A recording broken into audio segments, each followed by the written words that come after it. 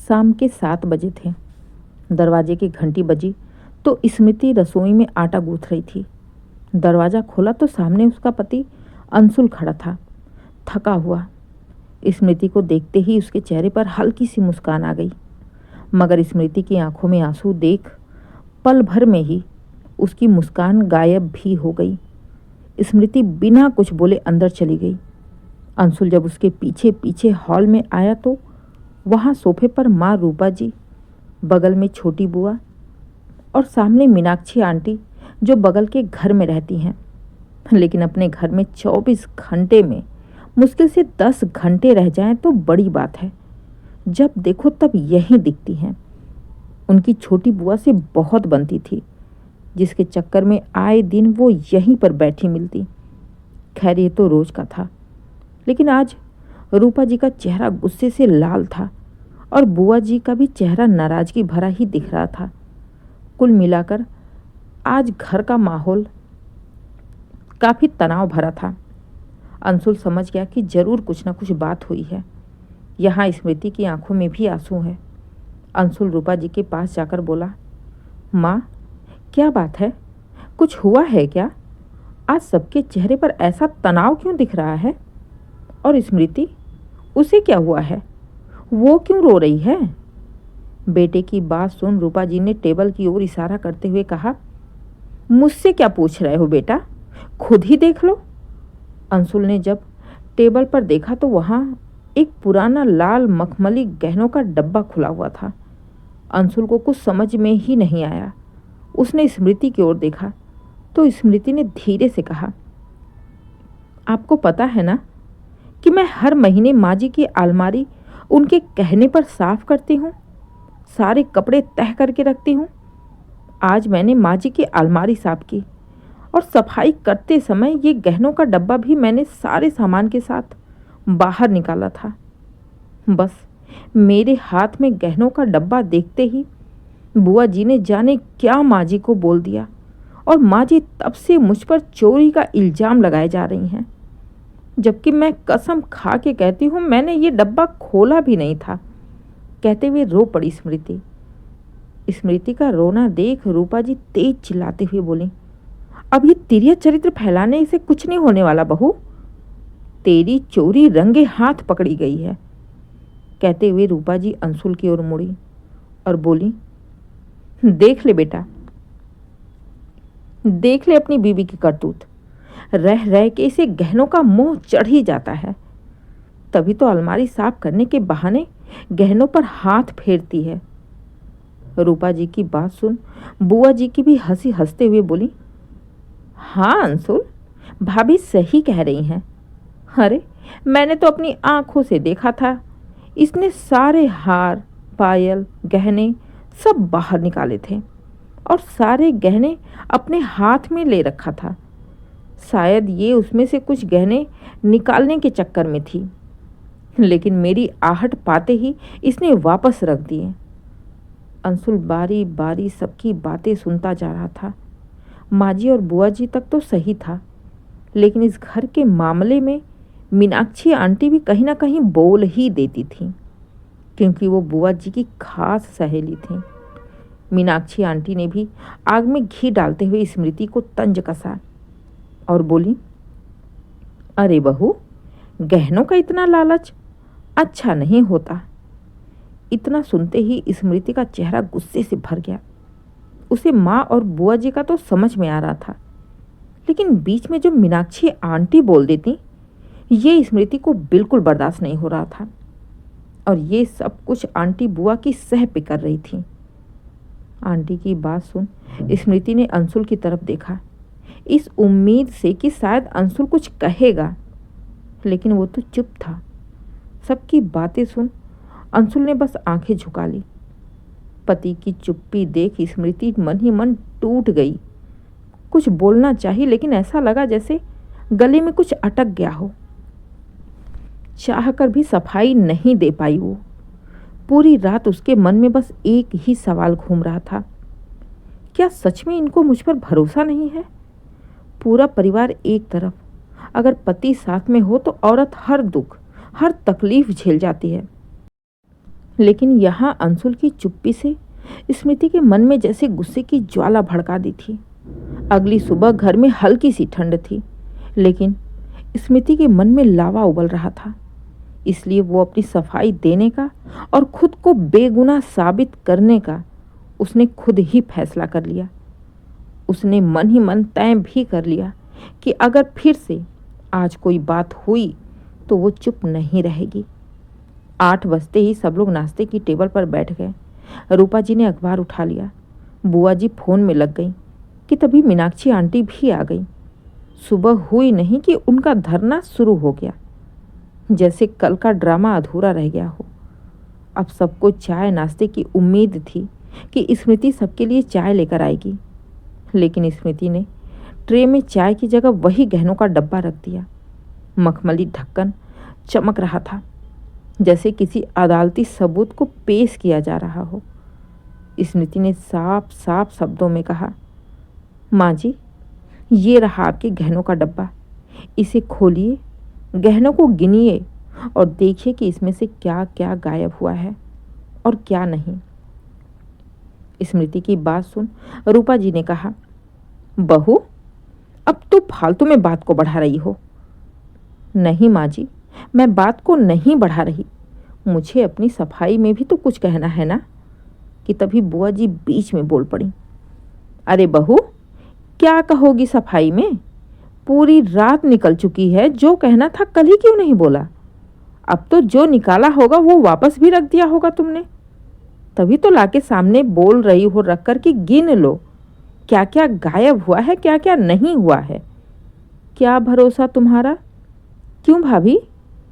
बुआ जी की बात सुन रूपा जी ने तो कुछ नहीं कहा, लेकिन मीनाक्षी जरूर बोल पड़ी, अरे भाई, आजकल की बहुओं का भरोसा नहीं है।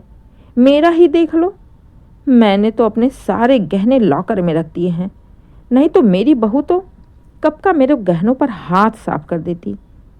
मीनाक्षी आंटी की बात सुन बुआ जी ने कहा, सही कह रही हो मीनाक्षी, इसीलिए तो मैंने भी अपने गहने लॉकर में ही रखे हैं। मेरी ही बहू कौन सी अच्छी है? आंटी की बात सुन बुआ जी ने कहा, वही बात तो मैंने कितनी बार भाभी को भी समझाने की कोशिश की कि भाभी अपने गहने लॉकर में रख दो, लॉकर में रख दो, लेकिन नहीं, ये तो सुनती ही नहीं है। किसी दिन गायब हो जाएगा ना, तब रो के रह जाएंगी बस। मीनाक्षी आंटी और बुआ जी की बातें सुन अंशुल अपने कमरे से बाहर निकल आया।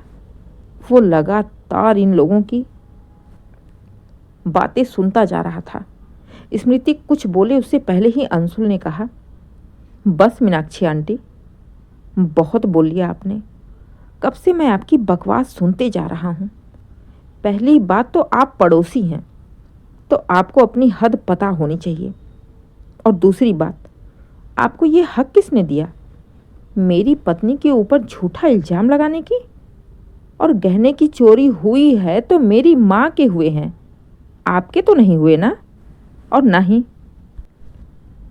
आपके घर में हुए हैं। फिर आपकी हिम्मत कैसे हुई मेरी पत्नी के ऊपर आरोप लगाने की? होती कौन है आप?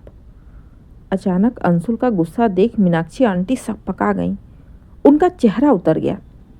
बड़ी मुश्किल से बोली, बेटा, मैं तो बस बता रही थी तुम्हारी बुआ को। क्या बता रही थी आंटी आप? हाँ, क्या बता रही थी? आप किसी को कुछ बताने लायक हो भी? पूरे गांव को पता है कि आप अपनी बहू के साथ कैसा व्यवहार करती हैं। 1 मिनट भी उसको चैन से जीने नहीं देती।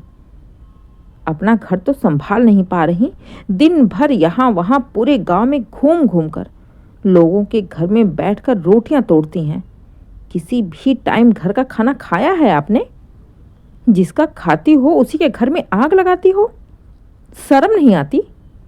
आप जैसे पड़ोसी की हमें कोई ज़रूरत नहीं है, आप जा सकते हैं यहाँ से। कहते हुए गुस्से में अंशुल ने दरवाजे की ओर इशारा किया। अंशुल की बातें सुन बुआ जी गुस्से में भड़क गईं। अंशुल, ये क्या बदतमीजी है? ये तुम कैसी बातें कर रहे हो आंटी जी से? बड़ी हैं, तुम्हारी आंटी हैं। अरे ये तो मुझे पाकर यहाँ आती हैं, मैं हूं तभी तो आ रही ना, नहीं रहती तो नहीं आती। बुआ जी की बात सुन अंशुल उसी अंदाज में बोला, हाँ तो जाओ ना बुआ, आप भी जाओ अपने घर। आप क्यों भाग भाग के मायके आती रहती हो? आप ही कौन सी बड़ी अच्छी हो? एक इकलौती बहू का आपने जीना दुश्वार कर रखा था, पता नहीं है? सबको पता है आपकी हरकतों से तंग आकर ही आपके बेटे और बहू आपको घर से भगाते रहते हैं, और आप भाग भाग कर मायके आकर मेरे घर में भी आग लगाने पर तुली हो। खुद का घर तो जला चुकी हो, मेरा भी जला दो। अरे किस गहने की बात कर रही हैं आप बुआ जी? और माँ आप भी सोचो कि स्मृति के सिवाय और कोई है जो ये गहने ले सकता है? ले देकर जो भी है स्मृति ही है ना आपके बाद गहने पहनने वाली इस घर में। तो वो गहने चाहे आज वो पहने या कल पहने, जाने तो उसी के पास है ना, और ये बात उसे भी अच्छी तरह से पता है, फिर वो क्यों गहनों की चोरी करेगी? माँ, इतनी सी छोटी बात आपको समझ में नहीं आ रही? इन दोनों के चढ़ाने पर आप चढ़कर अपनी बहू के साथ ऐसी घटिया हरकत कर रही हैं, उसके ऊपर शक कर रही हैं। माँ, आपकी कोई बेटी भी तो नहीं है ना जिसे उठाकर आप ये गहने दे सकती हो? तो ये तो आपको अपने दिमाग से सोचना चाहिए था कि आज नहीं तो कल ये गहने बहू के हवाले ही होंगे। फिर बहू को जरूरत क्या है चोरी करने की? गुस्से में अंशुल लगातार अपनी माँ को, बुआ जी को, मीनाक्षी आंटी को बोले जा रहा था। बेटे की बात सुन रूपा जी चुप हो गई, कुछ बोल नहीं रही थी। मीनाक्षी आंटी चुपचाप उठी और सीधे अपने घर का रास्ता पकड़ ली, और बुआ जी आंखों में आंसू लिए इमोशनल ड्रामा फैलाना शुरू करने वाली ही थी कि तभी अंशुल ने साफ साफ कह दिया, बुआ जी, बुढ़ापा आ गया है और बुढ़ापे में मायके का मोह सही नहीं होता। मैं आज ही आपको आपके घर छोड़ दूंगा, आप तैयार हो जाइए, और मेहरबानी करके दोबारा आइएगा तो घंटे 2 घंटे के लिए या 1 दिन के लिए। अब ऐसे 4-4 महीने रहने का हक आपने खो दिया है। ना आप यहाँ आएंगी, ना आपको पाकर आपकी सहेली यहाँ आएगी, और ना ही मेरे घर में ऐसे रोज रोज कलेश होंगे। और बेहतर होगा कि आप अपने जाने की तैयारी कर लें। नहीं चाहिए मुझे ऐसी कोई भी रिश्तेदार जो मेरे ही सामने मेरी पत्नी को चोर बनाए। अंशुल की बात सुन बुआ जी का चेहरा भी सफ़ेद पड़ गया। उन्होंने रूपा जी की ओर देखा जो लगातार नजरें नीचे किए बैठी थी। पूरे कमरे में सन्नाटा था। अंशुल गुस्से में पैर पटकते हुए वहां से चला गया तो अंत में स्मृति ने धीरे से रूपा जी से कहा, माँ जी, सोना लाखों का हो सकता है, एक बार खो जाए तो बन भी सकता है, लेकिन भरोसा एक बार खो जाए तो दुनिया का कोई सुनार उसे वापस नहीं बना सकता। आपको अपनी बहू से ज़्यादा ऐसे चापलूस लोगों पर विश्वास था जो खुद के घर में आग लगा चुके हैं, अब दूसरे के घर में आग लगाने की तैयारी में है। कहते हुए स्मृति ने बुआ जी की ओर देखा और चुपचाप अपने कमरे में चली गई। पहली बार ऐसा हुआ कि स्मृति की बातों का जवाब भी बुआ जी को देते ना बना। थोड़ी देर बाद बुआ जी चुपचाप बिना किसी को कुछ बताए वापस अपने घर चली गई। उनके जाते ही स्मृति ने मन ही मन खुद से कहा, चलो देर से ही सही, कम से कम अंशुल ने कुछ तो ऐसा किया जिसे कि अब बार बार इस घर में ना तो बुआ जी का और ना ही आंटी जी का आना होगा, और ना ही ये दोनों माँ जी को चढ़ाएंगी, और ना ही मेरे घर में कलेश होगा।